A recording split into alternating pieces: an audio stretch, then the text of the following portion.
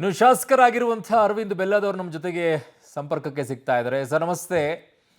D K Shivakumar ಹೇಳ್ತಾ ಇದ್ದಾರೆ, ಉಪಮುಖ್ಯಮಂತ್ರಿಗಳು ಬಿಜೆಪಿಯವರು ಎಲ್ಲೇ ಒಂದು ಸಭೆ ಮಾಡೋಕ್ಕೂ ನಾವು ಬಿಡೋದಿಲ್ಲ, ಇದೇ ರೀತಿಯಾಗಿ ನೀವು ವರ್ತನೆಯನ್ನು ತೋರಿಸ್ತಾ ಇದ್ರಿ ಅಂತ. ಅದು ಡಿ ಕೆ ಶಿವಕುಮಾರ್ ಅವ್ರ ಸ್ವಭಾವದಲ್ಲೇನೆ ಇದೆ. ಎಲ್ಲಾರನ್ನೂ ಹೆದರ್ಸೋದು, ಬೆದರ್ಸೋದು, ಅದವ್ರ ಅವ್ರ ತಮ್ಮ ಸ್ವಭಾವದ ಪ್ರಕಾರ ಅವ್ರು ಮಾಡ್ತಿದ್ದಾರೆ. ಆದ್ರೆ ನಮ್ಮ ಪಕ್ಷ ಇದ್ದಿದ್ದು ಹೋರಾಟದ ಪಕ್ಷನ.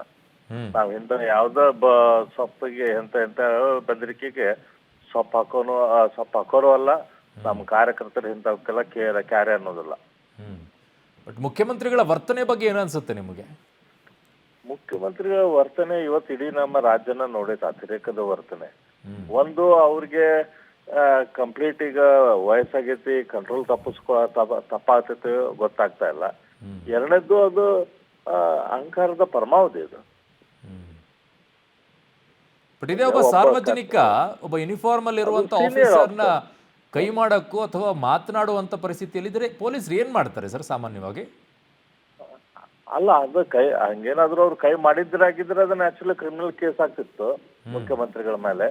ಆದ್ರೆ ಕೈ ಮಾಡಕ್ ಹೋದ್ರಲ್ಲ, ಅದು ಅವ್ರದ್ದು ಮನಸ್ಥಿತಿ ತೋರಿಸ್ತೈತಿ. ಇವ್ರು ಕಾಂಗ್ರೆಸ್ಸಿಗರ ಮನಸ್ಥಿತಿ ಏನೈತಂತೆ ಅಂದ್ರೆ ಅವ್ರದ್ದು ಡಿಕ್ಟೇಟೋರಿಯಲ್ ಮನಸ್ಥಿತಿ. ಅವ್ರೇನ್ ಹೇಳ್ತಾರ, ಅವ್ರೇನ್ ಮಾಡ್ತಾರೆ, ಅವ್ರು ಯಾವ ರೀತಿ ನಡ್ಕೊಂತಾರೆ, ಅದಕ್ಕೆ ಎಲ್ಲಾರು ಹೋಗ್ಬೇಕು.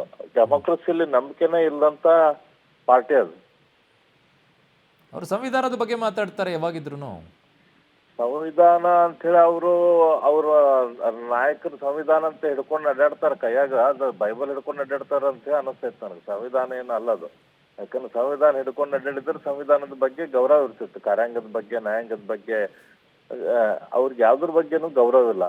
ವಿರೋಧ ಪಕ್ಷದ ಬಗ್ಗೆ ಗೌರವ ಇಲ್ಲ, ಪ್ರಜಾಪ್ರಭುತ್ವದ ಬಗ್ಗೆ ಗೌರವ ಇಲ್ಲ, ಕಾರ್ಯಾಂಗದಲ್ಲಿ ಕೆಲಸ ಮಾಡ್ತಿರುವಂತ ಅಧಿಕಾರಿಗಳ ಬಗ್ಗೆ ಗೌರವ ಇಲ್ಲ, ಕಾನೂನಿನ ಬಗ್ಗೆ ಗೌರವ ಇಲ್ಲ. ಧನ್ಯವಾದಗಳು ಅರವಿಂದ್ ಬೆಲ್ಲದವರು ಪಬ್ಲಿಕ್ ಜೊತೆ ಮಾತಾಡಿದ್ದಕ್ಕೆ.